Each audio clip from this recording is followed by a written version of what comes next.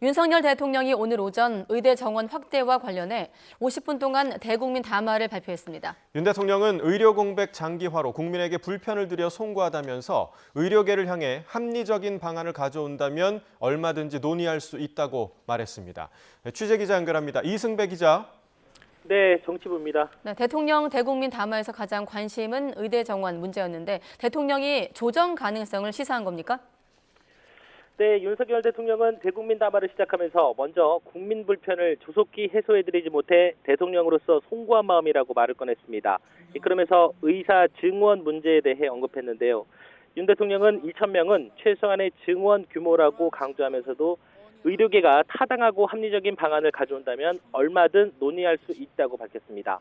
다만 의료계가 증원 규모를 2,000명에서 줄여야 한다고 주장을 하려면 집단 행동이 아니라 확실한 과학적 근거를 가지고 통일된 안을 정부에 제시해야 한다고 조건을 달았습니다. 의료개혁을 위해서 대통령 직속 특별위원회를 설치하거나 국민과 의료계, 정부가 함께 참여하는 사회적 협의체를 구성하는 것도 좋다고 제안하기도 했습니다.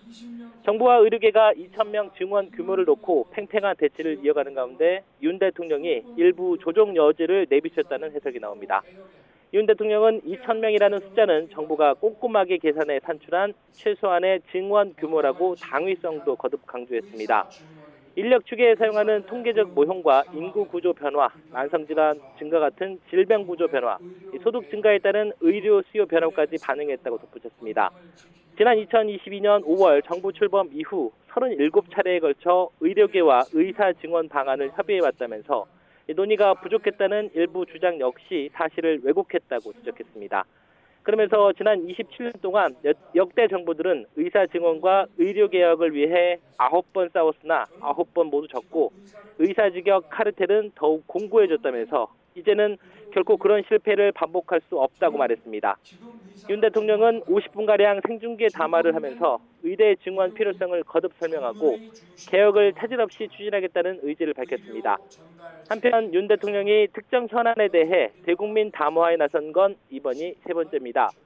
재작년 10월 이태원 참사가 발생한 다음 날 그리고 지난해 11월 부산 엑스포 유치를 실패한 이후에 대국민 담화를 발표했습니다. 지금까지 정치부에서 YTN 이승배입니다.